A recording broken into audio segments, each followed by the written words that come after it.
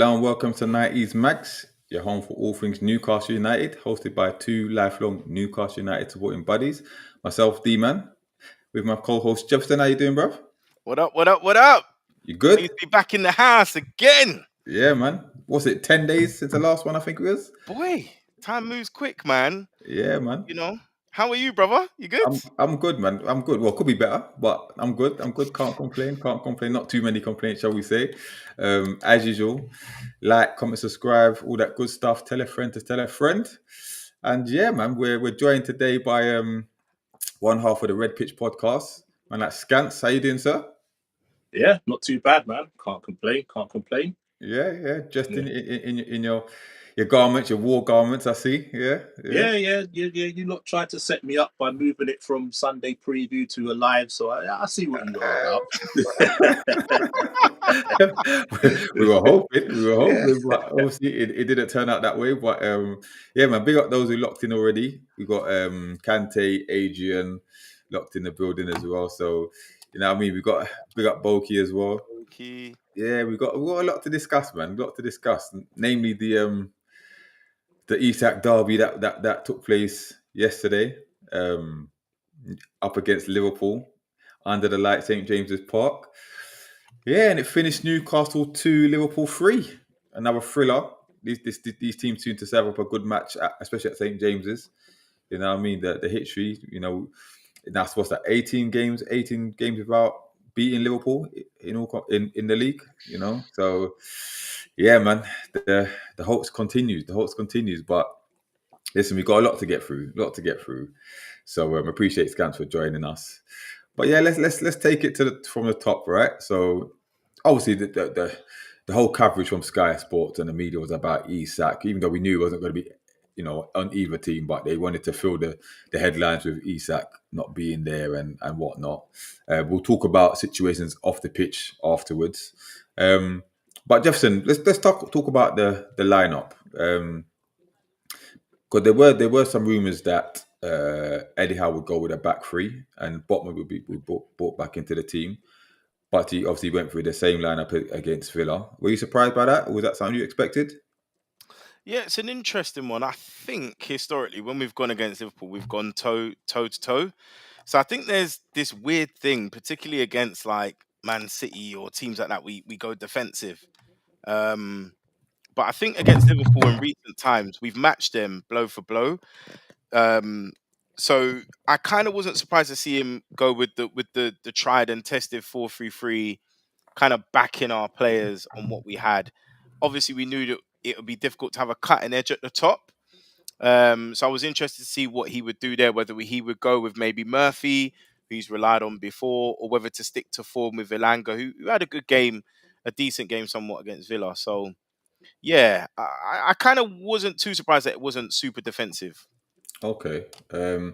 I wasn't surprised. Big up Yinks in the building. He said that we went machine for machine. What you could say that, you know, unchanged lineup. I knew that Eddie Howe wouldn't change his lineup. The fact that we played well against Villa, we created opportunity, defended well.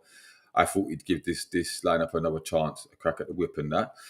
Scans, what were your thoughts before the game leading up to it? Were you as amped as the Newcastle fans, or were you treating it as just another game? You know, what are your thoughts going into it? Me personally, I was just treating it as another game, man. 3 points are up for grabs. I know everybody's on this Isak derby and stuff like that, but it's all about the 11, 13 players on the pitch. That's all I was worried about. I wasn't really considering it is a massive game. It is a massive game. If you look at the history of Liverpool Newcastle, they've all been crazy games. Yeah, I mean 2-4-3s 2 years in a row. You get what I mean? Last year's 3-3. They've always been good games between us. So I was more concentrating on the game, getting the 3 points. Okay. And did you anticipate any surprise in the lineup that Eddie Howe would go with, or would you expect him much more the same? No, I'm the same with you. Like I said, I rate Eddie Howe. So I thought because you lot played so well against Villa, I know obviously you didn't get the 3 points, but you played really well. I didn't think you'd change the team. Eddie Howe he's sort of how Klopp was when he got new signings. He beds them in. He doesn't throw them in straight away. He gets them used to your tempo, your way of playing before he actually trusts them to bring him in. So I didn't think they would make any change. The only surprise I thought Botman might come in because obviously he's probably I would say probably your best centre back. Okay. Big up Chris in the building. Big up yourself. He said gutted for the Magpies. Appreciate your support there. Yeah, a lot of neutrals were gutted for us. Whether it's because they felt that we deserved better or they just hate Liverpool, I don't know.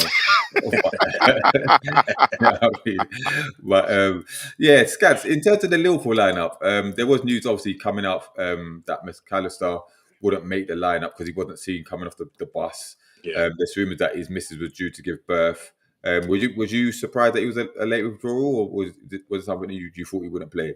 I didn't. I thought. Oh yeah, I was surprised about the late withdrawal, but then obviously the news coming about his missus. But then Slot cleared it up. It wasn't anything to do with his missus going into labour. He had a slight niggle apparently. He hadn't trained for I think 2-3 days leading up to the game. So obviously he had that like long-term sort of injury at the end of the season. So after we beat Spurs to win the league.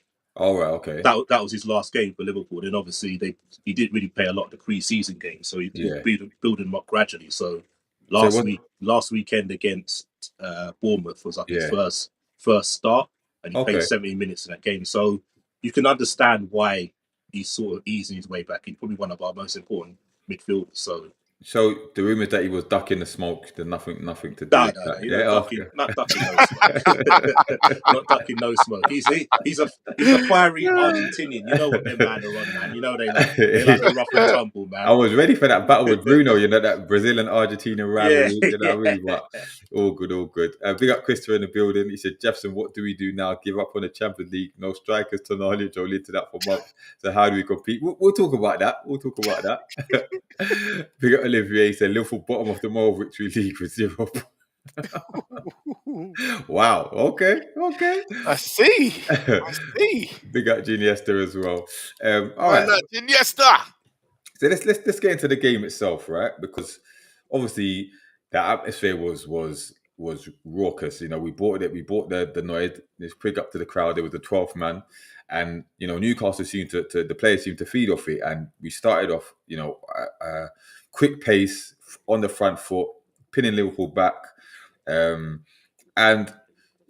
for the first, I say 35 minutes, there was a lot going on. I think after like a couple of minutes, Joe Linton put a reducer on. Who was it? He put one on. I can't remember which Liverpool player. He kind of, the high foot came up, but I think he fouled someone before that. I can't remember who it was. But then we had a few chances, right?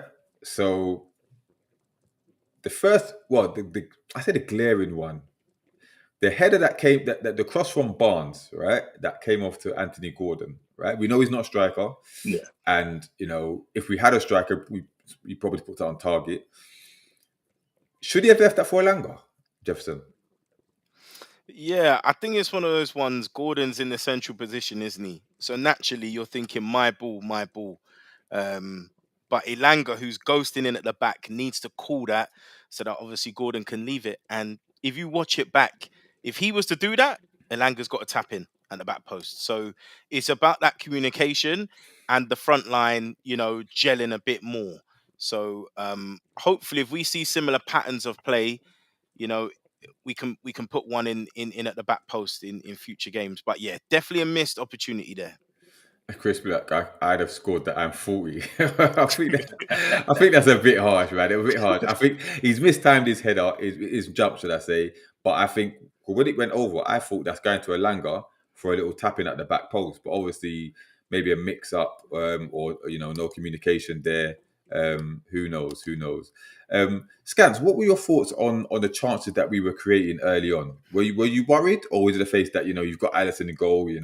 We've got no strikers, so you don't expect anyone to really test him that much? I wouldn't say I was worried. I thought you lot, like I was saying on Spets' channel, big up Spets. I thought the first 30 minutes you lot played really well, but not really too much pressure, like too many clear-cut chances. Obviously, like you said, that header from Gordon, good leap by him, was unlucky. Like you said, the true strikers in there probably could have buried it. And then I think the only other chance you had in that 30-minute spell was the one when Elanga got to the byline and crossed it back for Gordon, but Szoboszlai made a good tackle, got in there. So just really just bobbled back. So apart from that, I wasn't too worried. Obviously, Gordon always scores against Liverpool, so I'm always worried about Gordon. So that's no disrespect to him. He always seems to put up a good game against Liverpool. So I can't dismiss it and say I wasn't worried. But from the way you were playing, it was more blood and thunder than actual clear-cut chances. If you get what I mean. Okay. Chaos. Big up Queenie locked in. Big up Queenie. There was an opportunity also that I can't remember if you remember the one where Tonali's intercepted on a halfway and he's driven towards the box. And should he have pulled the trigger? I'm not sure, but he tried to cut it across, and it's just gone behind a couple of the players. I think it's moments like that was letting us down. That final third, you know, again, it was a similar against Villa. But I think if we had a striker in the lineup, I think we bury at least one of those chances. Again, it's promising that we're creating these opportunities. You know, if we continue to do that, we'll be okay because we will get strikers in, a striker in, which we'll talk about. But I always had that sense of feeling that if we didn't take any of the chances, then it's only a matter of time before Liverpool wake up and they take one of theirs. And D-Man, you see that chance Scants was on about? You see that cross there? If Elanga just has a look up, because again, this is where I'm looking at Murphy. He's probably our best deliverer of the ball from a wide position. If he just has a look up properly, because I think he whips it in out of instinct. And again, you're looking for that striker, isn't it? He's probably used to telepathically playing with Chris Wood. And you've got Gordon there who can't finish chances like that. If he just looks up properly and he scoops it over to the back post, Barnes is free for a tap-in. Right. You know, it's little things like that. Okay. Fine margins. And it may obviously I think they'll learn from that. And again, it may be anticipating those instinct that there's a striker in the box or striker to make that run, maybe. But yeah, you're right. You know, take a little time. But that's the problem with a lot of our play that we were doing. That just that decision making was letting us down. There was always another option that we weren't taking. But I see a comment from Mikey P. He said, every time I watch NUFC podcast, Scants is there. He said, Scants is there to twist the knife when he's ready. You know, you see how he winds up Specs. Listen, if anyone ain't caught Specs' podcast last night, Scants and Cav were winding up Specs to no end. Like I thought he was going to punch them through the screen, but it was that bad, bro. But he said, Mike says, I'm still pissed about last night, but proud of the team's performance. I think that's a fair comment. Yeah, I agree. I agree with that. Big up Nicole as well. She said, evening, guys. Big up Scants.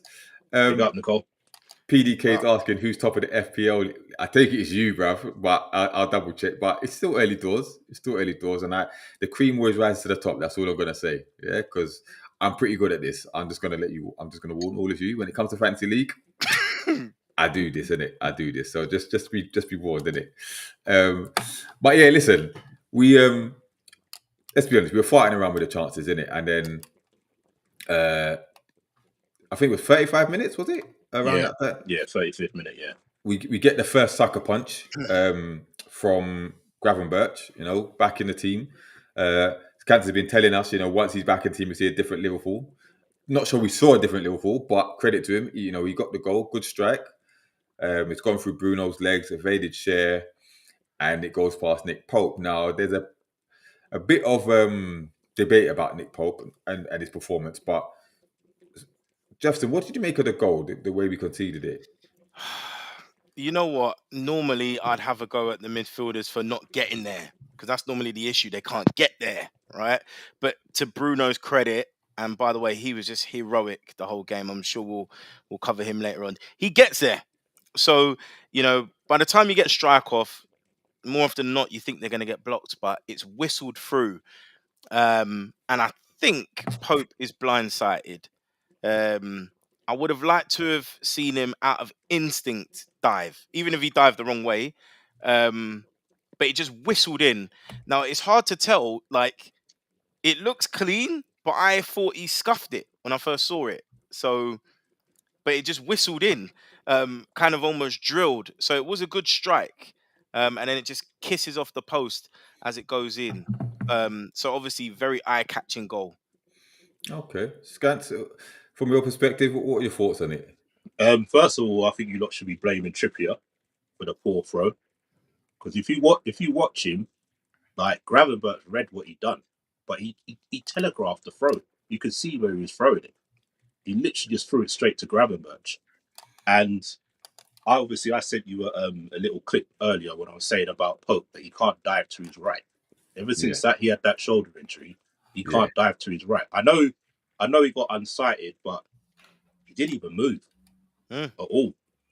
Right? And if you're looking at obviously the way Gravenberch's body was, like his body shape was, it was only going to near post. It wasn't a shot like he opened up his body to curl it. So at least, like Jefferson said, why did he not dive? I know you're saying that Bruno didn't get to it, but I think Bruno was a bit too aggressive. Like he thought he could win the ball. And I think that's what gave Gravenberch the space to shoot. I didn't expect him to shoot from there. I'm not even. Yeah, went for his legs. Yeah, he was a bit aggressive there. So I didn't expect Gravenberch to shoot. But when you do like a dummy shot, sort of faked him and he was out of position and went in. But I wouldn't say it was coming, but like I said, we weathered the storm for the first 30 minutes and you could see slowly and surely started to sort of get more into the game, slow the game down to our pace, quieten down the crowd. And it was a good time to score.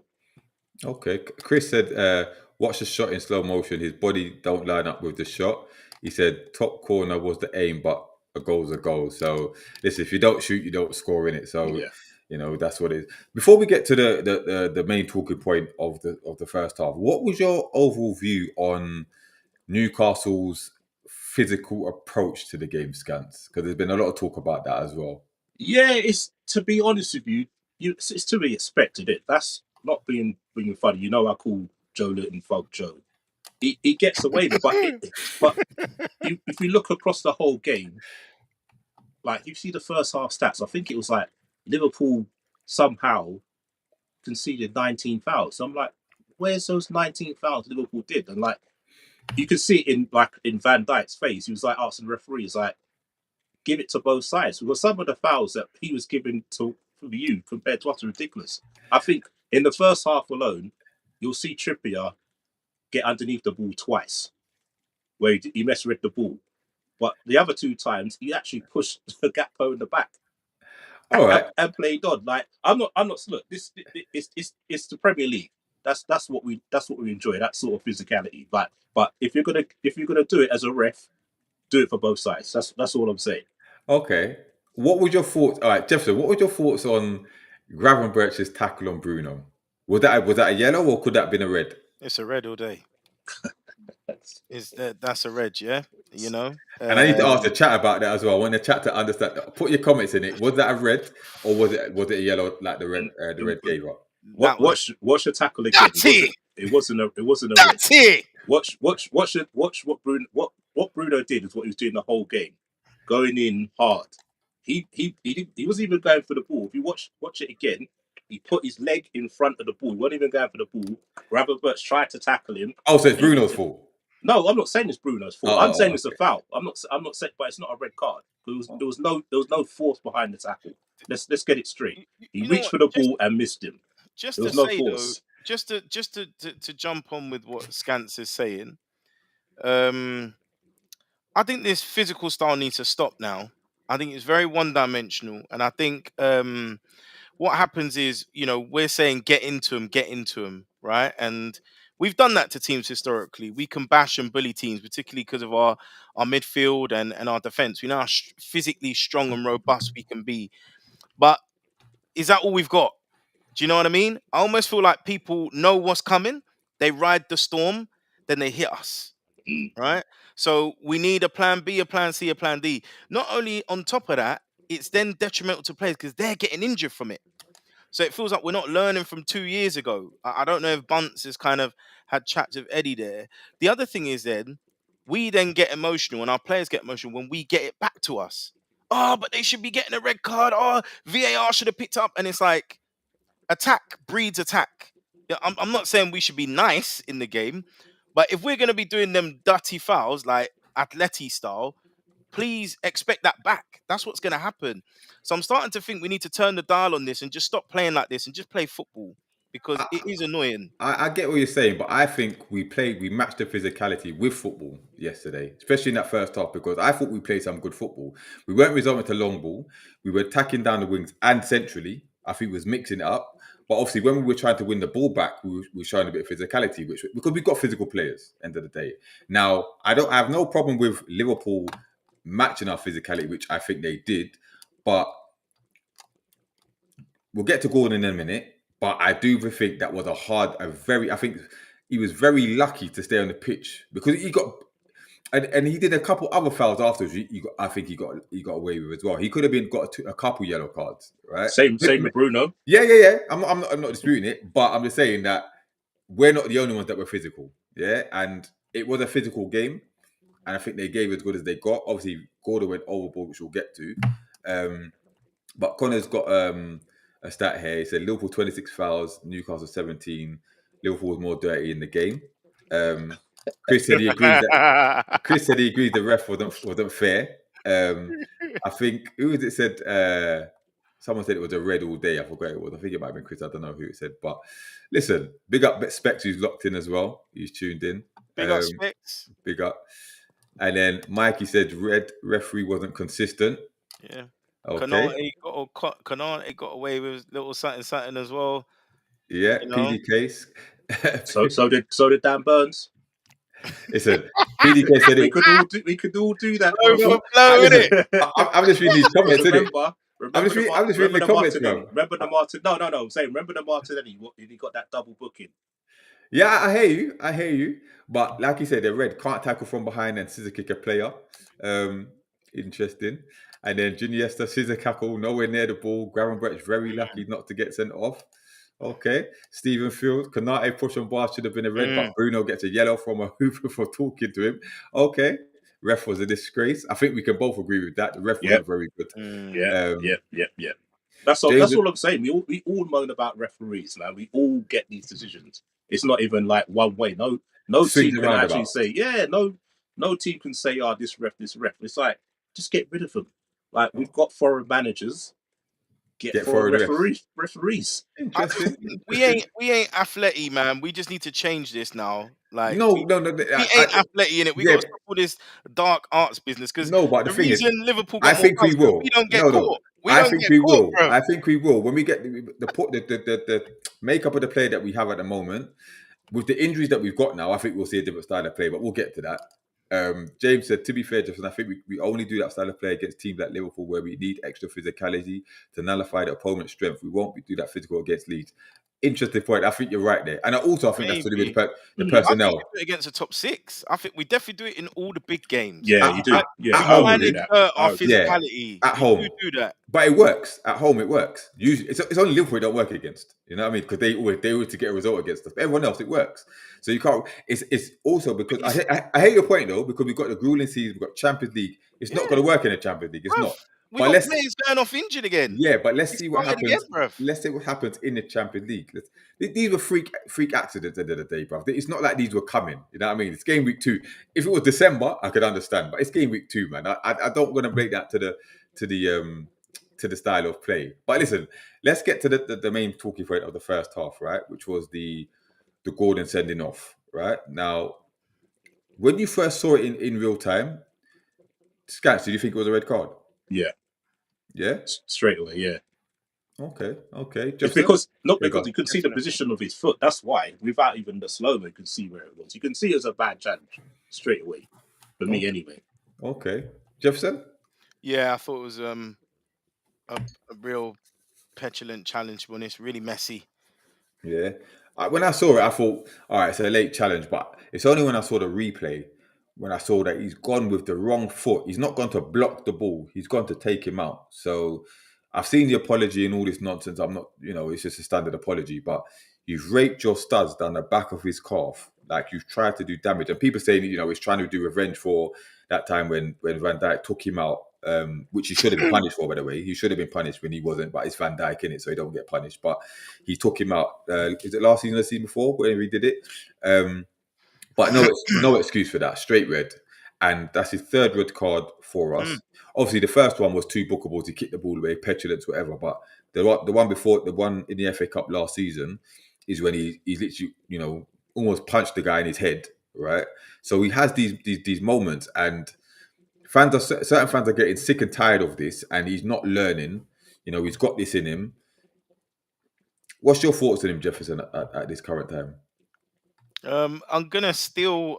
Sorry, Big Yinks. You're gonna have to start copywriting these. But he referred to Gordon as Eddie's pet project, and I believe he is. Right? He's not gonna get any better. He's a speed merchant. He's got the occasional finish. You know, he had a decent season 2 seasons ago. He's not had any. I think he hasn't scored since the 15th of February, and he hasn't assisted since the 25th of February, January rather. So, you know, in 20 goals, he's had 2 red cards, but he's not showing us goals or assists. So, what it's telling us is in the big games, i.e., the FA Cup game, which is really important for us because we were going for it. And in this game, where we really wanted to leave a marker against the Premier League champions, he's let us down. So, if someone continuously lets you down, it means they're not reliable. They cannot be counted upon. And I think this experiment, because that's what it is. I don't have a UEFA A license, but I will tell you, playing Gordon as a false nine, because he's not Messi, is an experiment. And I'm hoping this brings it to an end now. Personally, I don't want to see him near the first team for quite some time. Whether it's for him learning a lesson or whether we move him on, because he's showing that he's not reliable. He's not reliable, unfortunately. He's let us down. Don't get me wrong. I think we'll talk about it that the performance improved so much so that it looked like we had the 11 players and that Liverpool had the 10. But we shouldn't be sprung into action like that because that takes miles out the tank. If you see what I'm saying, in the long run. Okay. Big up those in the chat as well, talking amongst yourselves and putting the comments in. Don't forget to smash the like button. Keep the likes coming in. Yeah, listen. Yesterday, I was fuming. I was fuming with Gordon. Like, forget Isak. This was on Gordon in my opinion. You know, he's petulant. You know, he loses his cool. Now, I've had time to sleep on it, and listen, I still think it was stupid what he did. I could probably understand the frustration. You know, he's working hard for the team. He's reacted to the crowd. You know, he's frustrated because he's missed a couple of chances. And right, he hasn't got to kill him, but it's still, to me, there's still some intent in it. Yeah. Now, again, this is another red card. He has to learn from this. Yeah, he has to. There's no more chances for him. Yeah. This happens again, you need to be out the door. Like, but I'm not gonna say get rid of him yet, because I do think he could have a very good season for us. You know, and last season, you know, he put it down to certain things, whatever. I still think he's got a role to play in this team, in his natural position, because let's be honest, I know Eddie Howe says he likes this playing centrally, whatever, but you're no good at it, really. You know what I mean? Like, in terms of pressing, yes, but finishing, movement, not having it. So when you're back in your rightful position, I expect you to deliver for the remainder of the season. But you're on thin ice. As far as we're concerned, you're on thin ice because, you know, we could be not getting rid of you for a decent price and getting someone else in, you know, who's a bit more composed with his behaviour and that. But D-Man, one question. If you could go back in time, I've got a feeling I know what Scans is going to say to this, right? But you remember we forced Liverpool, Gordon on Liverpool, 70 mil, I heard it was reported, right? And we reversed it, didn't we? And then we ended up selling Anderson and Minte. Would you have rather kept Anderson and Minte and sold Gordon? 100%. 100%. Because, and I keep taking it back to what Curtis was saying. He said, listen, this season that Gordon had when he was scoring them goals, he said he's a one-season wonder. He said, the boy can't finish, yeah? You're going to find out the following season that he's not that guy. And lo and behold, we found out. So, yeah, if we were to rewind time, and given how Anderson's playing at Nottingham Forest, my only thing, though, is that would Anderson get the game time? If he was still here, would he get the game time? Because Eddie Howe trusted certain players. Did he trust Anderson? Because remember, he was playing Anderson left wing sometimes. He was playing him in midfield, all over the place. So now he's got his fixed position at Forest. He's flourishing. Will he do the same for us? I don't know. I'm not so sure. But yeah, it's an interesting one. It's an interesting one. What's your thoughts on Gordon Scans? Do you rate him? I think he's a good player, but he's one of them players, like, if he's playing for you, you like him. But if he played against you, you think he's a diving bastard, man. It goes down too easy. Like, as soon when I was watching the game yesterday, I was like, don't go near him, don't go near him, don't go near him. Oh, you've touched him, he's gone down. Like, because you just know it's gonna happen. you know it's gonna go, it's gonna happen. Like you Yeah. said, he gets like you said, he gets them purple patches where he scores a lot of goals, but like you said, he's sort of one dimensional. He's using his pace, gets through, but he don't finish. Like he Yeah. gets in great opportunity places, but he just can't finish. So yeah, when Liverpool were after him last season, I was like, nah, I don't want him. Like I didn't see where he fitted in. Yeah. If you get what I mean. Yeah, I get it. I get it. Listen, he's got that. When he was at Everton, we hated him. We Yeah, hated him. exactly. You know, so he's got. I think the term was like he's a shit house, but now he's our shit house, isn't it? So it's like Exactly. it's one of them, isn't it? Every team's got one, isn't it? Yeah, Liverpool's got Robertson, didn't it? yeah, it's That's true. our shit I house. can't stand that brother, but yeah, that's another thing. You get what I mean? You get what I mean? Every team's got one, isn't it? Yeah, but Giniesta said clear red on Gordon, very clumsy, sadly. Chris said red before the slow motion. Honestly, that could have broke his leg. Fully said, when are we changing this goal? He makes everyone nervous. We're going to talk about this, brother. Yeah, we're going to get to Nick Pope. So stay tuned. We're going to talk about Nick Pope, innit? We're going to talk about him. One thing I would say about this, what I don't like about VAR is the slow motions. I know it was a bad challenge, but it makes it look worse. A lot worse. Play it in full speed. That's and all I make a say. decision. Exactly. Yeah, play it in full speed. I'll say that for any decision when it comes to things like that. Play it full speed because the slow motion makes it look worse. Yeah. Queenie said WWE will be calling up Gordon. Gordon was reckless. What's wrong with him? Listen, he's not. Listen, and the fact he's out for 3 games now. He's out for 3 games. I thought his red versus Brighton was soft, though. To be honest, yeah, interesting. I mean, a lot of fans thought it was going to get overturned, but I didn't think so. But interesting. Mike, Newcastle let us all down. Hold on a minute. Who do support have an accumulator going on, did he? I don't have a little accumulator going, did you, Mike? He's either an Arsenal fan or he'd had a bet on it. How much did you lose, mate? How much did you lose? Chris said there's a difference between passion and recklessness. True. Man. And he said this is Gordon last season. He's reached his ceiling. He needs to go. Interesting. Yes, Mikey. 21 games and no. That's disgraceful. Yeah, that's mad. Disgraceful. If that was Miguel Almiron, bro, we'd be cussing. Oh, yeah. Someone said he's entering his armor and arc now, bro. Like Gordon is not their favorite guy at the moment. Big up King Cam in the building. Yeah, good to see you. But yeah, listen. So we go into half time. A man down, 1-0 down. And I think it took something like 22 seconds in that second half, yeah, for us to concede that second goal, right? Hugo Ekitike, that's 2-2 in the league, 3-3 in all competitions, include the Community Shield. It had to be him in it. The writer was on the wall. He was going to score against us. The man that we was after, that Liverpool took from underneath our noses. He puts Liverpool 2-0 up. First of all, I've only seen a certain replay today. Jefferson, whose fault was that? Oh my gosh. I can barely remember. I just remember the finish. Right. So there was a comment in here as well. I can't remember who made it, but it was Sandro Tonali. Oh, wow.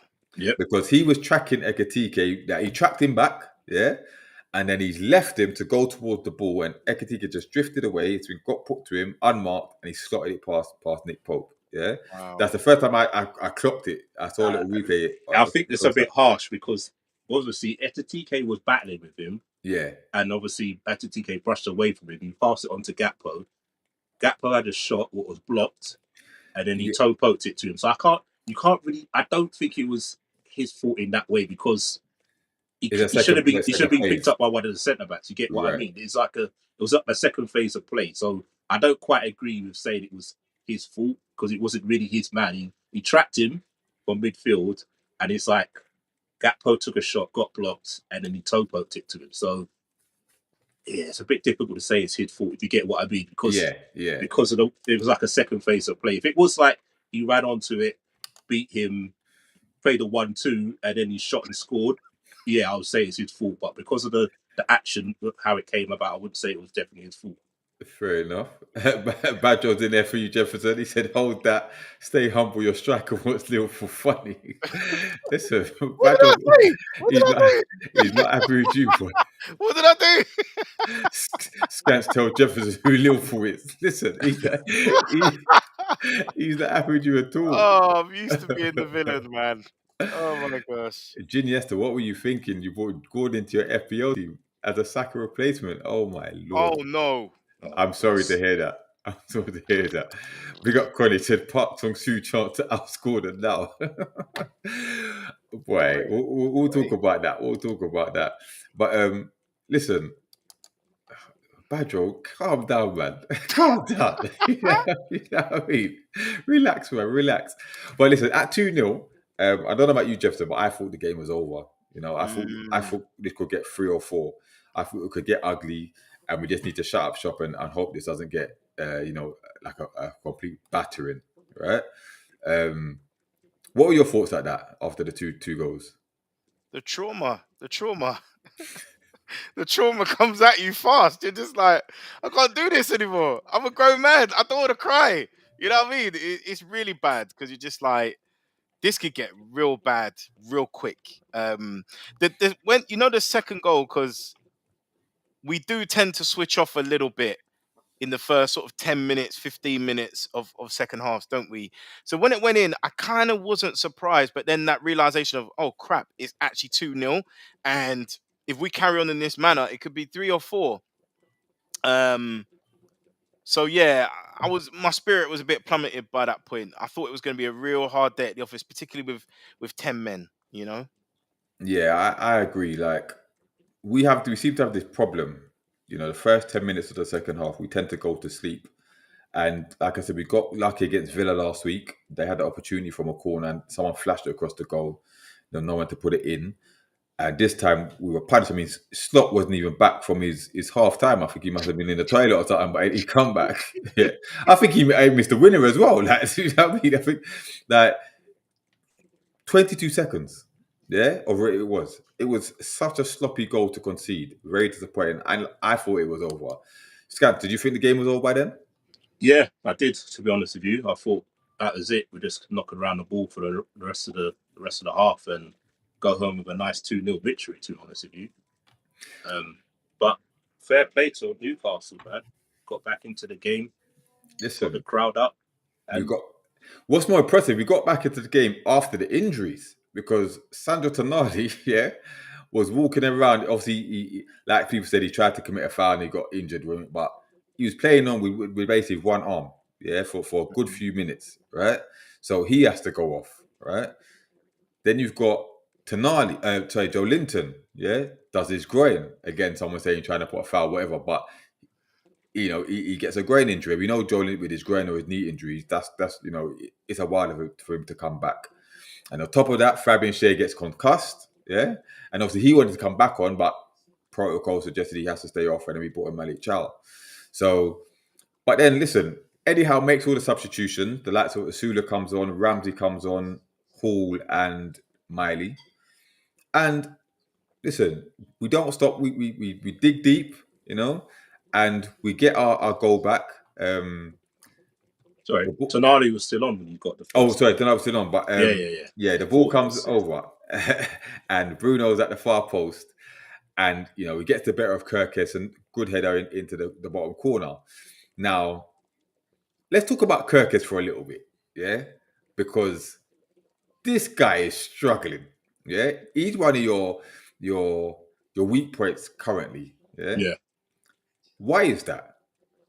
I don't know if he's trying too hard. Like, there was a quote I saw yesterday. It was sort of like understood. So when Robinson first came in for us, he was similar. Like, he sort of, I don't know if he's starstruck or not used to it. Like, used to playing for a bigger team. So against Bournemouth, you could see he tried too hard. It's like, I need to impress. Like, the first home game, he was too amped up. And in this game, I thought he played okay. Apart from that mistake, I thought he did all right, to be honest with you. Okay. It's like, to me, it's like, it's at the back post. why are you trying to shield it? The action he was doing is like, if the ball comes across and you're like, I'm gonna shielding it for the keeper or trying to shield the ball off. Like, it was ridiculous. And Bruno, he did what he had to do. He wanted it more. Yeah. So as a good, and true for to say, it was a good head as well, because he had to generate all the power. So it was a good goal. So for me, Kirkes, first game, I can say he was poor in that game. He was too amped up. Yesterday, I thought he wasn't too bad. I thought apart from that mistake, I thought he was okay. Okay. It's just basically gelling into a new team. Okay. Because if you look at him where he played at Bournemouth, he was like a flying left back, weren't he? Yeah. Where at Liverpool, he's not quite got his feet under the table yet to say, I can bomb on. Yeah, when to do it and when to defend. Yeah, so I think it's just about an adjustment, getting used to the team when he can and when he can't do it. If you get what I mean. Where if you look at him in the Bournemouth game, he sort of played like a third centre back, where it was Frimpong doing all the bombing on in that game. Yeah. So he didn't really do it. So I don't know if he's sort of skeptical, thinking, should I go? Should I not go? Indecisive. Yeah. So I think that's what it boils down to, man. I think it's too early to say he's not doing well. He hasn't performed. He hasn't performed well. Okay. After like 10 games, if he's still in that mold, then you have questions. But after 2 games, it's a bit too early. So Giniesta said Kirkes didn't do well at AC Milan. He moved to AZ Alkmaar, and that's when his career took off. Some players struggle with the huge expectation and pressure. And also, Liverpool are also using Kirkes as an auxiliary third centre-back, which doesn't suit him. Fair enough. Yeah. Badjo, I'm just going to just this point. Badjo said, Demon, there's still a chance and hope that Isak will play for Newcastle again or not. What will happen in your opinion? But he's gone. Isak will go, and we'll get to that later. I think he's gone. Yeah, he's crossed the line now. There's no coming back, but we'll get to that. So we get to 2-1. At that point, Jefferson, did you think we would get back into the game? Do you think we'd get that equaliser? It was more in hope than anything. There's always a chance. You know, this is the Premier League. We're at home. Like you said, home fans are our 12th man. So I think there was a little bit of hope inside that something will happen than a certainty. Okay. But I think, I wouldn't say it changed momentum, but yeah, I think it definitely gave everybody, including the fans, hope. Oh yeah, it gave. Christopher said Celtic out of the Champions League. Shock. Lost on penalties. They're so a team I've never heard of as well. And they were tipped to beat them 5-0 at home, you know, like some joke thing. But anyways, Scottish teams on there anyway. But it is what it is. But yeah, listen, we get the equaliser. Set piece, Lickfolk pumps it long. Dan Burn causing Konate all sorts of problems. And it falls to a certain Willasula. Yeah. Good finish. Yeah. Good finish past Addison to get the equaliser. You know, a lot of people were screaming for Asula to get more minutes. Speedy K doesn't agree. He said Asula is through. I wouldn't go that far, but whether he's ready or not, I don't know. But happy for him. He got his goal. My thing is, though, right? All right. You've got 10 men. You just equalised. Why are you running to the ball to get the net, to get the ball and restart at 10 men? Like, slow the game down. Yeah, I know you're happy you got the equaliser, but you still got 10 men against Liverpool, bruv. Like, this is where game management needs to come in, because from then, I got happy. Like, I celebrated like mad. Don't get me wrong. I had my son here, let him stay up to watch the game, and we were going crazy. But then I said, let's calm down and let's see how many minutes we have for injury time. Right? And when I saw 11 minutes come up on the board, I think this is going to be the longest 11 minutes of my life, right? Because I knew what was going to happen, right? Now, I need those in the comments as well. I need to get your views on this. Do you think Newcastle did the right thing attacking Liverpool like they did in stoppage time with 10 men, right? Now, my viewpoint is usually I say, listen, show some control, you know, try to manage out the game and maybe sit back a little bit, whatever. But given the fact that the controllers of the game, i.e. Tonali and Joe Linton were off the pitch, and if you consider who was on the pitch, I don't think we had those players that could control the game. Apart from Bruno, I don't think there's many that can control the game, right? So maybe, right? But maybe. I think because of the personnel on the pitch, attack was our best form of defense. And also, I think that if we had sat back and invited pressure on, fans would be cussing about that. Why, get out the box, get out, push them further up the pitch, blah, blah. So I don't think you can win in these instances. But 10 men, should you park the bus? I'm not so sure. PDK said, I think the fans wanted blood after our second. And the crowd were roaring them on, to be fair.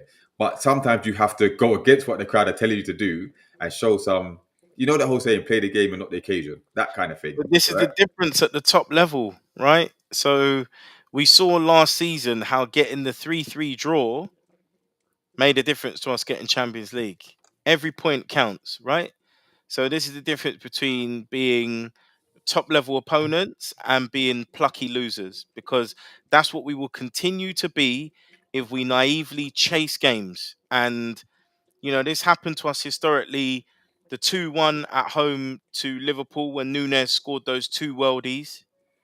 It happened to us at Anfield when Carvalho got the winner when they have 14 minutes extra time. Did we try to attack them then, though? I think we did try to. We were trying to. Because the goal came from Joe Linton in the top right-hand corner, swinging in a cross that nobody got to, and then they countered and came back the other way when he should have held the ball in the corner. I thought it was a corner that they scored from. He literally ran down the wing and whipped it in when he should have held on to the ball. But my point is, it's rinse and repeat, unfortunately. And you can't always go on emotion. We need logic at some point, and that needs to come from the manager. At the top level, we need to learn from these experiences. The same thing happened at AC Milan against AC Milan as well. How many times are we going to get sucker punched in the final minutes?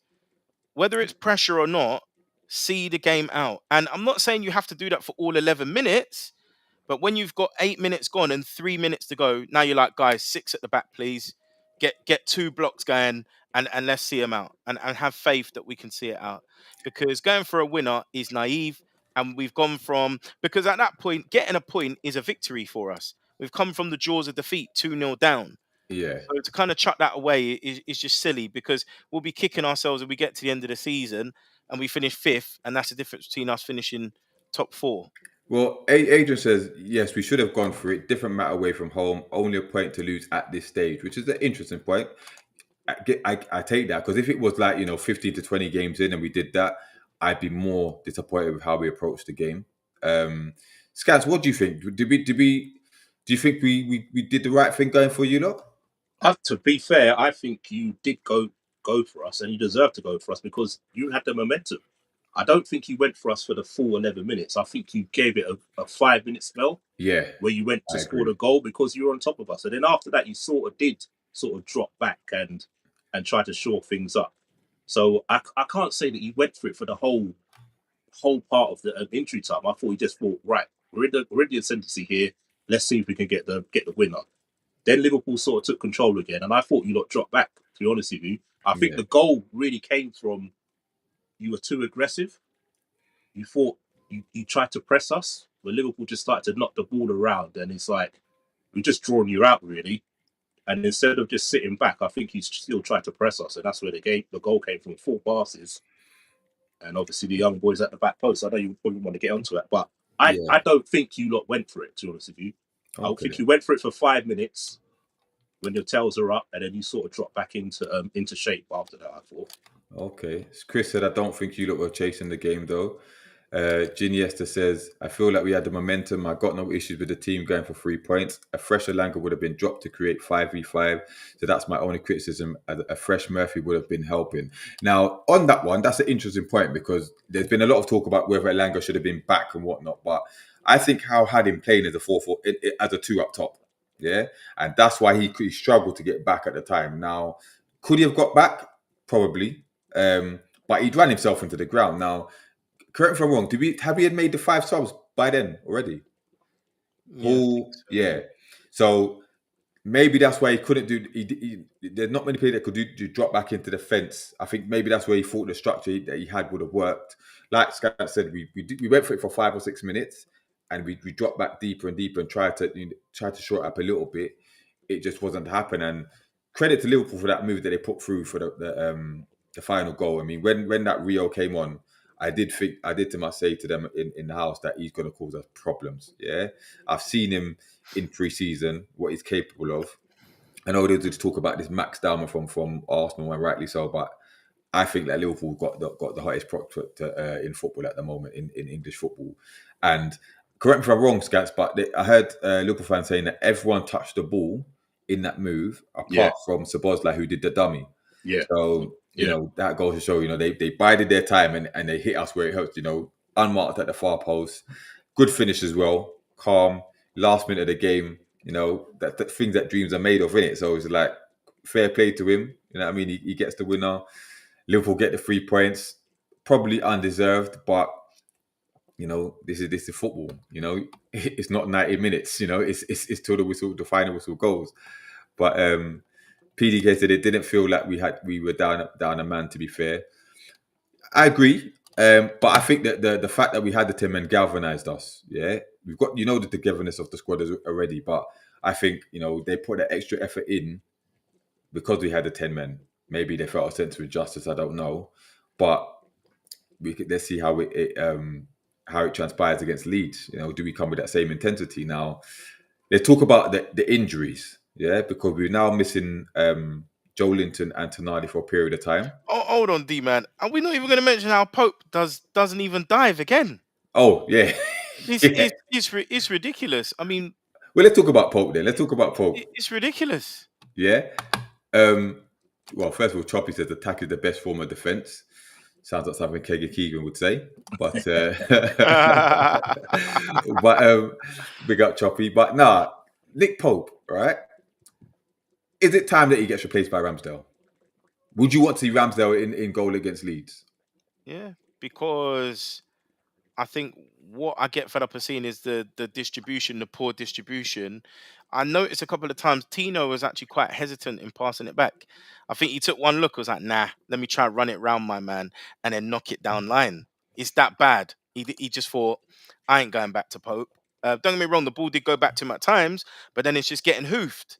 So you're just giving up possession. And again, high-level game in the Premier League. If that's Champions League, you're getting punished. So we need to be able to build up from the back and for the defence to feel comfortable to start possession and attacks from the back. And I also think Ramsdale, whether it's the first goal or the third goal, I'm not saying he saves it, but he definitely would be diving for those shots because, in my opinion, as good a finish as it looked, it's easy on the eye. His body shape is twisted to the right side. He's 16 years old. He's not dummying it in the left corner. It's going in the right corner. He's just hoping that the keeper goes left, but he's very firm where he's hitting it. So why is Pope standing still? I just don't get it. Okay. Because you can make a very crucial match saving save at that point as well. James Cuff said, "Nah, come on, lads. All 3 goals were great finishes. Right in the corner, 2 of them off the post, and the other took a deflection. Are we really blaming Pope for those? You know what? That's a fair point. I mean, I'm not blaming Pope. It's the fact that he's not diving for those. And we've had this conversation about since his shoulder injury, he doesn't seem to be able to dive to his right hand side. Skype, I know you pointed out to me today in a chat. What's your thoughts on it? Do you think Newcastle need to replace Pope? Is he finished? Yeah, you know what it is. If you look at the way you lot build up from the back, he's no good with his feet. Let's be honest. Before, like you said, before the injury, he was a brilliant shot stopper. But when it comes to playing ball to your feet, the modern goalkeeper, he's not a modern goalkeeper. He's an old school goalkeeper. Stop the ball, kick the ball. He can't play it to his feet. The Etta TK one, I'm thinking, if you watch it, like obviously the video I showed you, it did look like he died full length, and he got down to it slow. It's like he was going down in installments to try and save it. The third one, I don't think any keeper's saving that. I think that's a bit harsh, Jefferson, man, because that went in like a rocket. Like, Yeah, I didn't even see the ball. Like even when you slow it down, you can't even see the ball. Like, there's no way he's saving that. He's played the ball's going basically where you just look from. It's like, you know, where they say put the header where the keeper used to be. Yeah. When they do a cross, that's what basically what the shot was.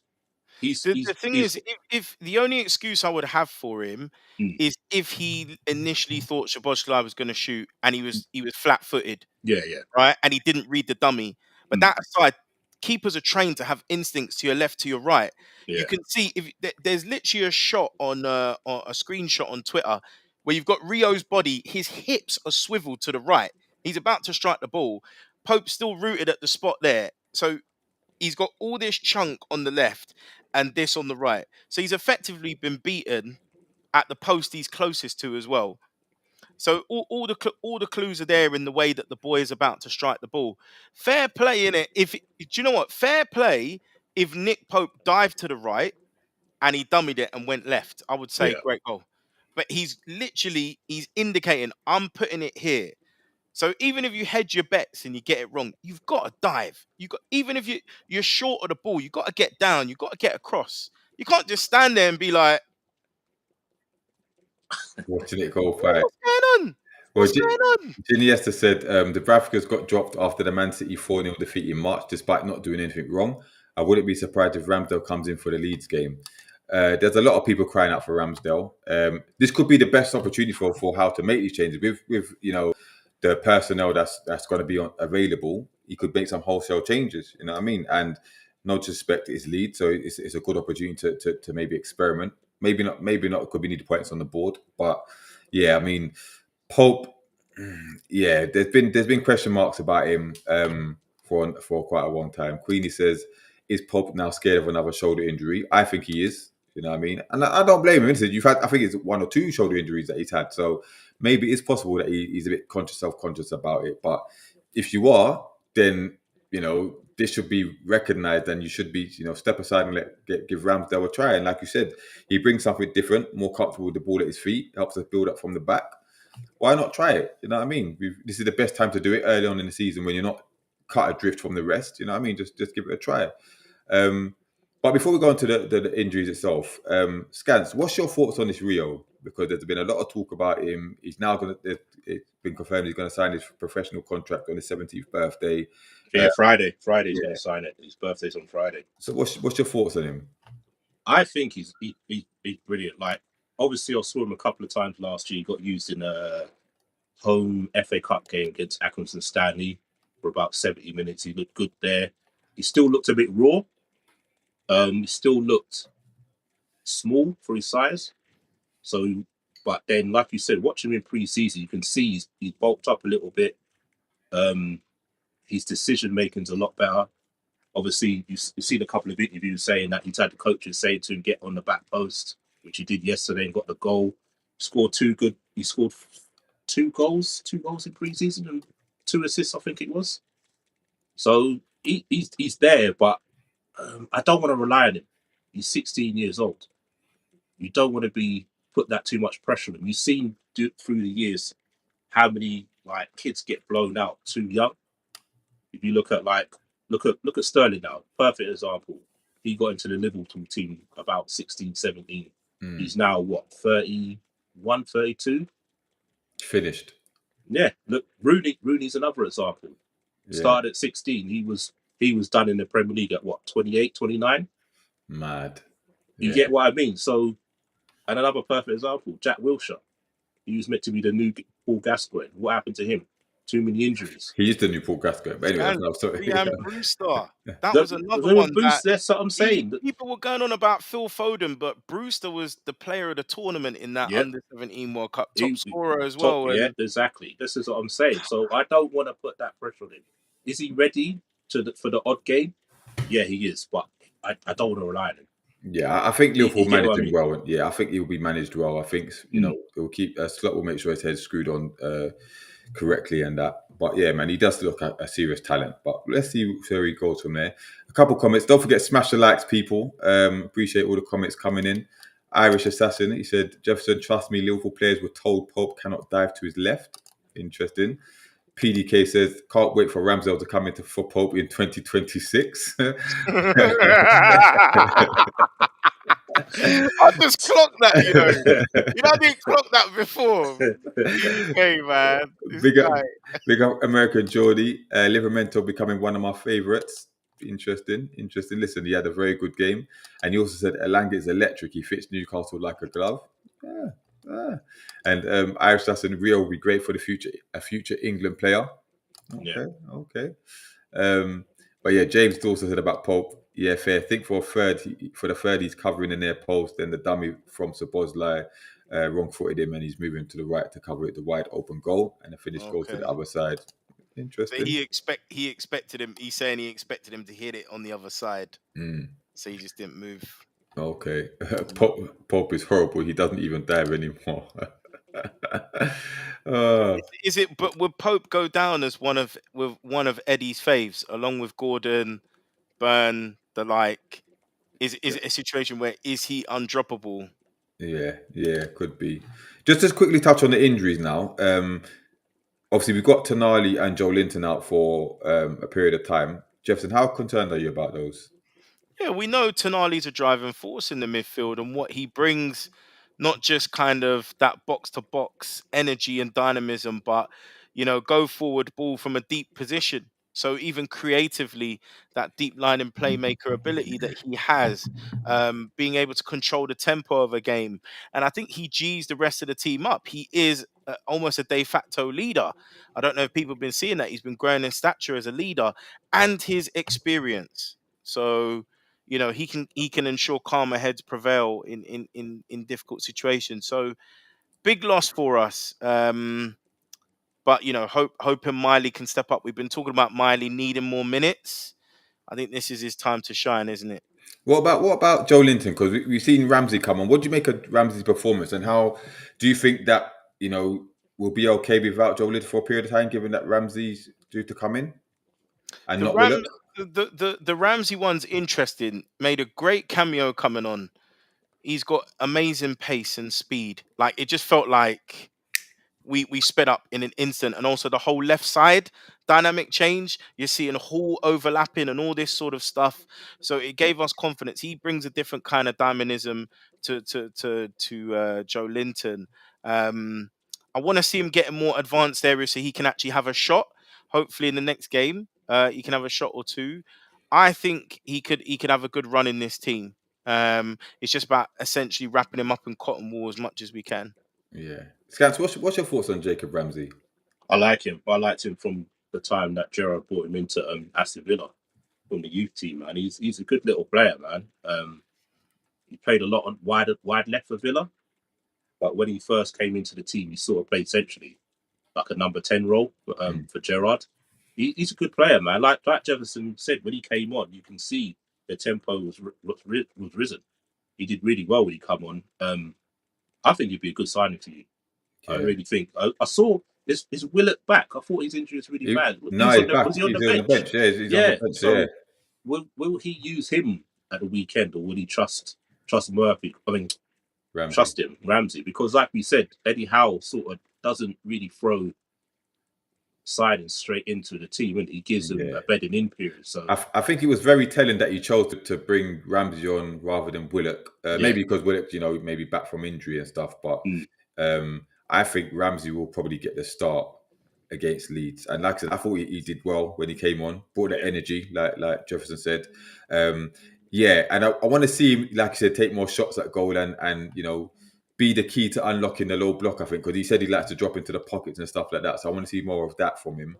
But yeah, I think if he can carry, be a place in the team at least till Joe Linton gets back, because they're saying anything between 4 and 6 weeks, whatever it is, or 1 to 4 weeks, then we should be okay. There's an international break as well, which will help as well. But yeah, Malik Chow as well came on. I thought he looked pretty decent. I saw a few twists and turns from him under pressure from him, which looked good. So with Fabian Shared out for the Leeds game, maybe he will come in rather than Botman, because Botman didn't come on. So be interested to see if he gets his first start. Iris, as I said, Ramsey looked excellent when he came on. Agreed. Junior said, Howe said that Ramsey's 6'1". That surprised me, as I thought he was like 5'10". Oh, yeah, wow. Yeah. Wow. I didn't think he was that tall either. Yeah. Okay. So Before we go into a bit about Liverpool, let's talk about the performance itself. Are you, first of all, are you proud of how we performed, Jefferson? And who was your man of the match? Yeah, I think it goes without saying when you're trying to look to snatch games from the jaws of defeat. Bearing in mind we were 2-0 down, despite a really positive first half performance, because that's enough to take the winds out your sails, if you know what I mean. If you've huffed and puffed and outplayed the other team and you're still 2-0 down, you might as well down tools and think, well, the hell with it. But they pushed on, and to a man, you have to back that tremendous effort. It was heroic in ways. There was a lot of passion and drive, and I think that was very much exemplified by our captain Bruno Guimaraes. I thought he was amazing. So to a man, big up to the team. Dan Burn, particularly Tino, they were putting in massive performances. So to get it back to 2-2 shows that we've got a lot of spirit. Basically, we can't be broken down easily, and I was really happy to see that level of resilience in the team. Yeah, I agree. I mean, I'm proud of the performance. I think with 11 men, I thought we were a better team. With 10 men, I thought we were a better team. I know Liverpool had a spell of 50 to 20 minutes, but I thought overall we were, we'll say we controlled the game, but I thought we were the better team overall. And there were some great performances, like I said, Dan Burn, Tino. I thought Tonali was excellent before we went off. The front line worked hard. I mean, I was a bit disappointed with Harvey Barnes, but I thought Gordon was playing well up until that point. Obviously, missing the chance and stuff, but I thought Elanga caused problems. You know what I mean? But Bruno, for me, like head and shoulders above anyone on that pitch. I thought that was a real captain's performance. I think he led from the front. He grabbed the game by the scruff of the neck. We're doing absolutely everything. Whether it was tackling, drawing fouls, great passes, scoring the goal as well. The key goal that got back into the game. You know what I mean? I thought if anyone deserved more from that game, it was definitely him. So credit to him because when he doesn't play well, I'm the first to criticize him. So I have to give him a huge credit for this. Huge credit, head credit. Who was your man of the match, Scant? By the way. I would say that for me there was probably three players. I would say Van Dijk, Szoboszlai playing out of position at right back, and I thought Gravenberch done really well considering that was his first full game since probably pre-season. First 90 minutes, he hasn't played any 90 minutes. To come straight into that the thick of the action in that game, to play 90 minutes, I thought he was superb. Okay. James, Malik Chow looked very dodgy under a high ball. Someone also needs to tell him to lose the wristband. He reminds me of Boom Song. Come on, man. Sean Alan Boom Song. That's Oh my harsh, god. man. America Jordy said Ramsey to play striker versus Leeds. Can you imagine? If Howe Wow. does that, yeah. Do you Free Asula. where the bloody hell is Mitchell? Adrian just starting. He knows what he's doing. Aaron Sussy said Bruno showed why he's captain. Sometimes his play makes me mad, but what he shows in leadership makes you love him. Agreed. He's a real leader. And I know Brad Joe said something about taking Bruno next season because they need a midfielder. Liverpool need a midfielder. Listen, Bruno's not going anywhere. I keep saying this brother will probably retire at Newcastle. Yeah, he actually lives and bleeds Newcastle now. So, I think I don't think he's going anywhere. A quick one that Sven Larsson just scored 2 goals, just coming on sub. So I reckon his price is going to go up a bit more. His price has probably just doubled. Here we go. He's doubled. Literally just come on the pitch and scored 2 goals. And were they headers by any chance? One was a header, one was a good finish actually. One was a left foot finish. Oh God. Beyond all said the team looks complete with good subs, but with the injuries is worrying. They need to get rid of the Isak and get 2 forwards, Larson and Visser. Speaking of Larson, well, that's good. It was meant to be all but done, yeah. But I don't think now they're going to add another 10 million onto it tomorrow, and we're just going to refuse to pay it. Should Will Asula play start up front for you, Jefferson, on Saturday? Yes. Listen, he's third choice. Yeah, he's third choice. We acknowledge he's not first choice, but at the end of the day, he's a forward. So if you've got a forward should play in a forward position, right? None of this winger into forward business. And as we've seen in the last 2 games, we've been whipping the ball in the goddamn box. So how tall's William Osula? 6'3", 6'4". Yeah, he's a big guy. Big So odds are he's going to be winning those headers. Even though there's a couple of chances, the one where I think Gordon and his leg outstretched, and I think Szoboszlai got there just before him. Yeah, If he's first going half, up against someone who's 6'4", that's going in, because Osula did exactly the same finish for the goal. So we have to look at these things and think, why aren't we picking this guy? He's a forward. Yes, he's not the most clinical, but he needs minutes. He needs games, and I'm so happy for him that he came on. He got his goal. Hopefully that'll give him some confidence going into the next game. Eddie has to pick him. Thanks, Iniesta, 6'4". Yeah, he's massive. He had a good under-21s as well. He scored about 3 or 4 goals, didn't he? For is it Norway he played for? Denmark. Denmark. Yeah, he had a decent under-21. So why not, man? Okay. Scaz, there was a question about who do you prefer, Guéhi or Konate?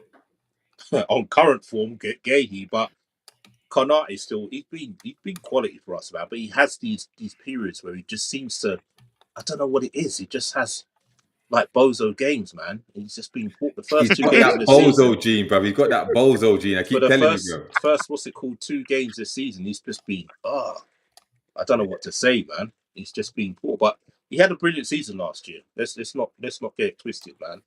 He's had a brilliant season. You might end up like a Kurt Zuma, where they sort of start off like that, and I don't think so. I think he just needs to get out of this funk. Once he gets out of this funk, he'll be all right. Is he going to sign a new contract? I still think he will. Because let's be real. Do you want to go to? You've just been babysitting Trent for the last 2-3 seasons. Do you want to go to Real Madrid and do the exact same thing? If he's going to go anyway, he's going to go PSG. I can't see him going Real Madrid. Okay. Personally, and 2, so Saliba hasn't signed his new contract yet. I heard that's their plan, because Konate first and Saliba second. Yeah, Saliba's got 2 years, isn't he? Konate's got 1, right? Yeah. On Osula, Adrian said we've only got 2 strikers, and he's still third choice. It goes to show. But on Liverpool though, what's your thoughts on how you've actually been playing? Because some will say, it's the mark of champions and whatnot. Some are saying you're getting lucky and it's not sustainable. What's your thoughts on it, Scans? It's not sustainable. Let's get it right. It's not sustainable.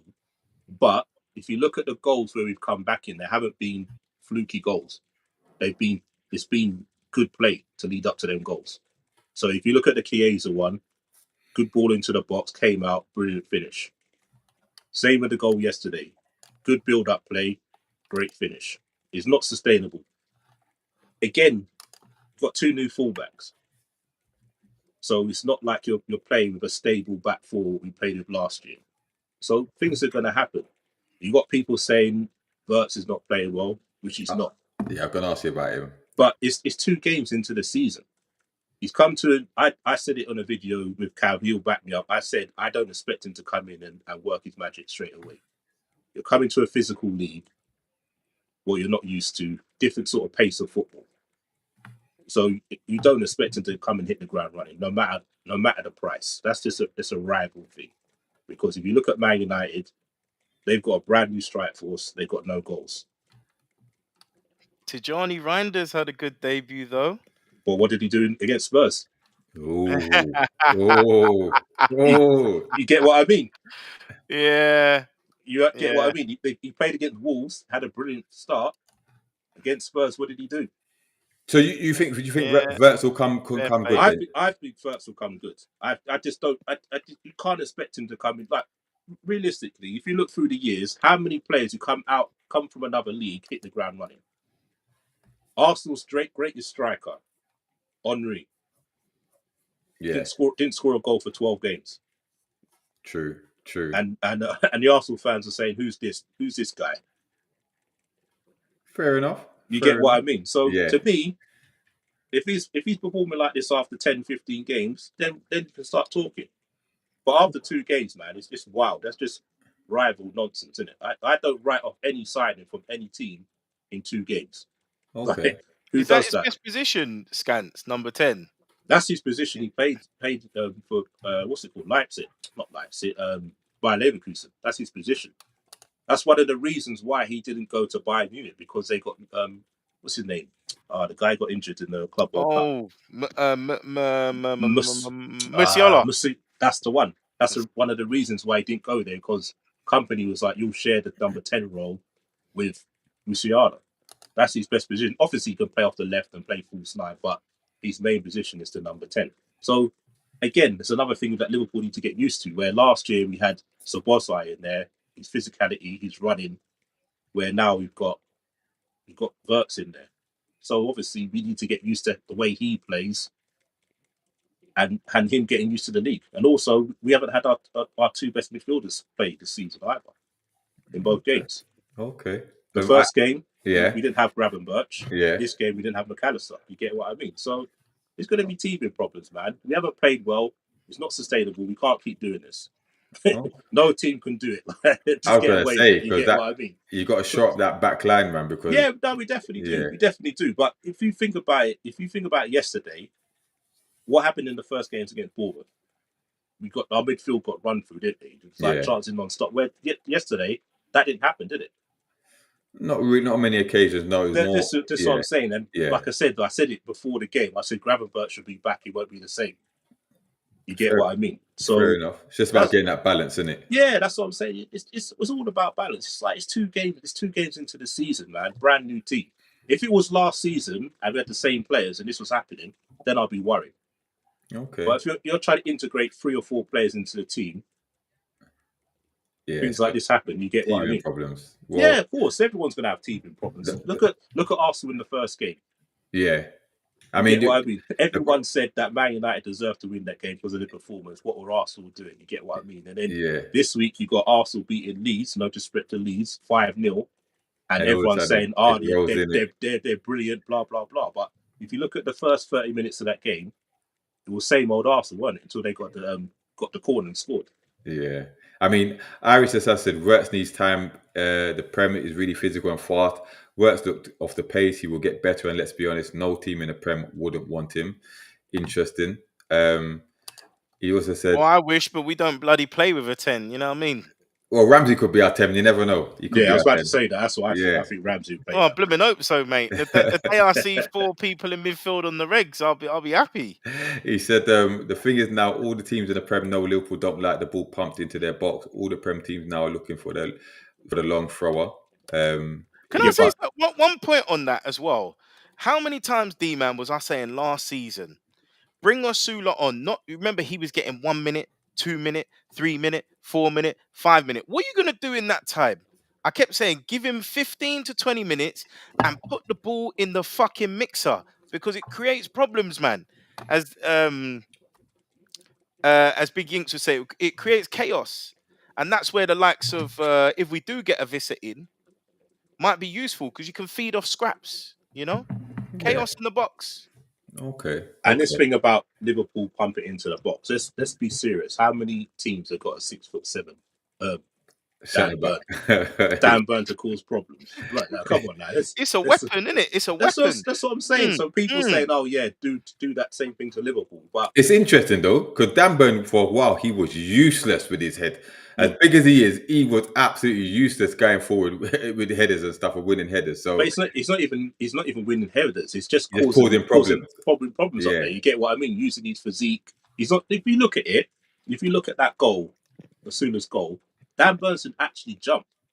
He just fighting with Konate. Yeah. Konate's more worried about fighting with him instead of looking at the ball to head of the ball. You get what I mean? So people could say that, get it in the mix-up, but you haven't got a 6'7" Dan Burns to do that. You get what I mean? Sunday league, mate. Sunday league. That's what I'm saying. Like I said, it's all well and good saying that, but you've got to have the players to do that. This comment from PDK, Scant, that's 116 million plus, but Isak is 110 million. Can you explain, please? Listen. Again, like I've said this to D, man. You start negotiations to get your foot in the door.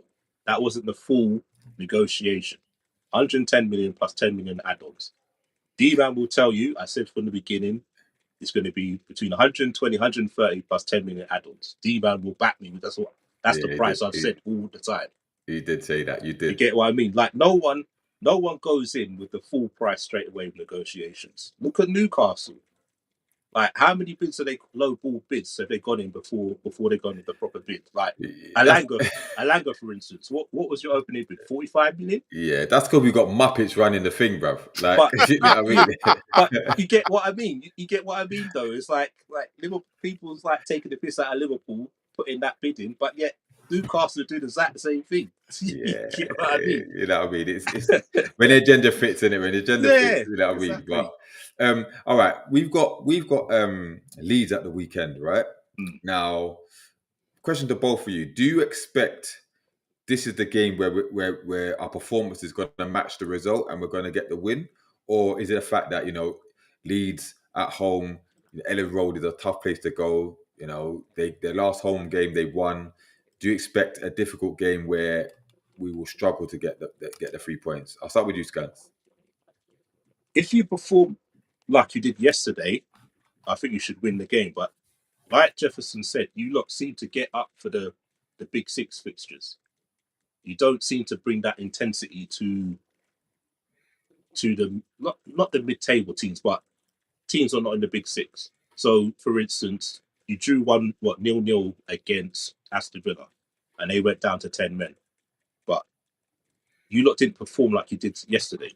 There was no intensity. They were down to 10 men for about 30 minutes, was it? Something like that? Yeah. Yeah, you didn't show that intensity that you wanted to win the game. It's like you just went through the motions. So if you show the intensity you showed yesterday, regardless of the atmosphere at Leeds, because let's get it straight. If you get the first goal, that atmosphere is going to die down real quick. True. So you need to show the intensity you showed yesterday to get a result. Okay. So Jefferson, I see this comment from Irish Assassin. He said, Leeds, Newcastle, our second derby. No love lost on this one. Leeds and Newcastle don't like each other. Do you think, because I know you said, we can't play this high intensity physical style throughout the season. Do you think this is a game where we kind of adapt our approach to it? And do you think it will work? The difficult thing now is obviously we've lost Tonali, isn't it? So that's effectively someone who can keep the ball in midfield and progress the ball up the pitch without necessarily having to run. So yeah, that's a problem. I'm hoping Miley can fill that slot. We know that Ellen Road can be a bit of a cauldron. I've got fond memories of under Sir Bobby. I think we beat them 4-3 on Boxing Day, I think it was. I think Nobby Solano got the winner. That was a heck of a game. So yeah, we've got history at that ground. It's not going to be easy. I think we will need to play slightly more possession style and then look to hit them with high energy at intervals to pace ourselves through the game. I had a little look at their game v Everton, and although they didn't get many shots on target, they did get a lot of shots, kept the ball well and dominated possession. So they're no mugs, So we're going to need to bring our A game. The problem for me will be after a defeat like this, it's effectively a gut buster, a sucker punch. We put in a lot in that game physically. So can we recharge? Can we recover in time? But mentally, do we have the fortitude to come back again? Because it was quite a tough blow to take. So I think people are underestimating the sort of mental aspects of us going into this game. But like we said before, D-Man, in our group, we're now at the level where it's high stakes. High stakes. So we have to go to Leeds and win if we want to be considered a top 4/top 6 side. There's no excuses. Okay. Well, William is expecting a Sean Longstaff hat trick. He's going to put in a clinic in it. He's going to be up for this one. He's going to be on it, isn't he? Against a weak in midfield as well. So he's going to be saying, right, if I was there, then what I mean. Did he play on Saturday against Arsenal? He came on a sub. Yeah. Leeds are currently losing 1-0 to Sheffield Wednesday, so that's no pressure on their manager, because he's like, wasn't nearly sacked before the season even started when they They always seem to be looking to play him, man. Yeah, Longstaff is playing tonight. Yeah, he's seen. So they could be under pressure, especially if they lose this game. That Listen, could be massive pressure for him before the game even starts. speaking about the pressure, the fact that Larson's got the 2 goals versus West Ham, Potter, he's going to be sacked any moment now, bro. I said it, innit? West Ham, they're in trouble. Yeah, They're in trouble. He's going to be, yeah. They just signed a DM though, didn't they? They just got that guy from Monaco. Okay. Yeah, just signed a DM. Can't remember his name. 17 million, I think it was. Okay. Let's see if he if he works his wonders. But yeah, the Leeds game itself, listen, I think it's going to be a tough game. Yeah, 5:30 kickoff on a Saturday at Eleanor Road.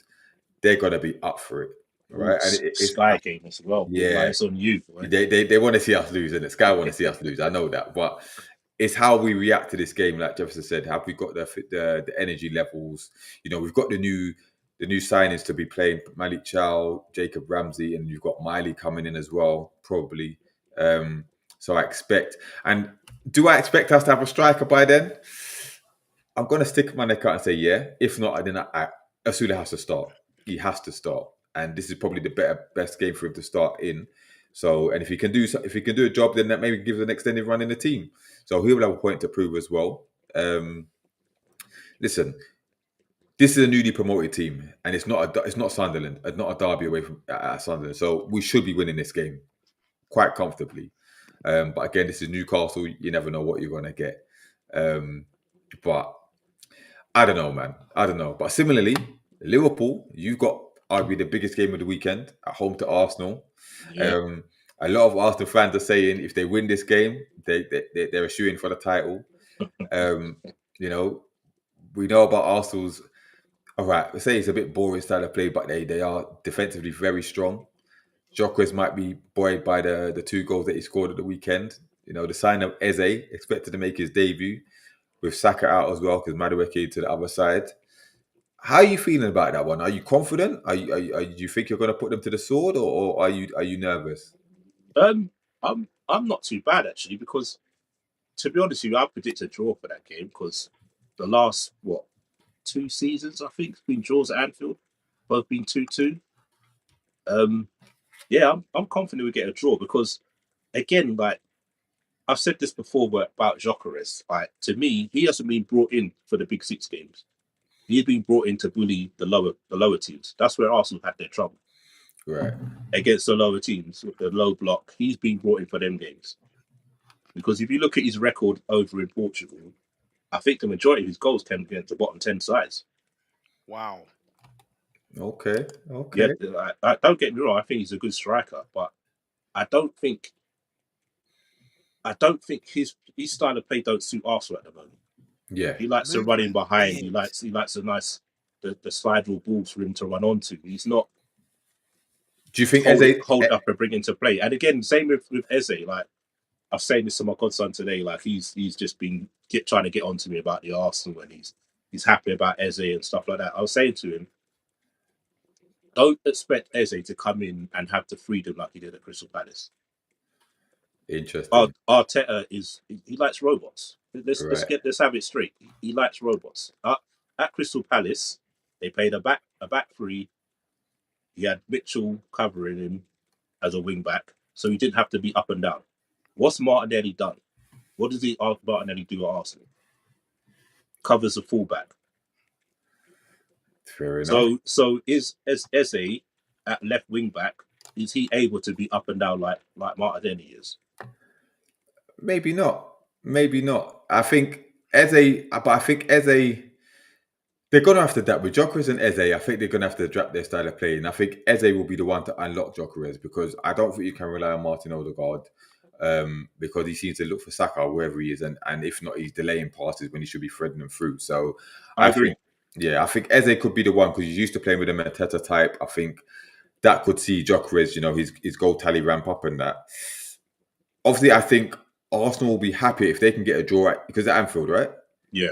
Yeah, so I think they will be happy with the 2. If they can come away with a draw, but it'll be interesting to see if they take the lead again, how you guys react because obviously Arsenal know how to shut up shop in it. But with your lethal attack, it should be interesting. If you lot score first, I think you'll win comfortably. I think you win comfortably. But Yeah. I hope it's a good game.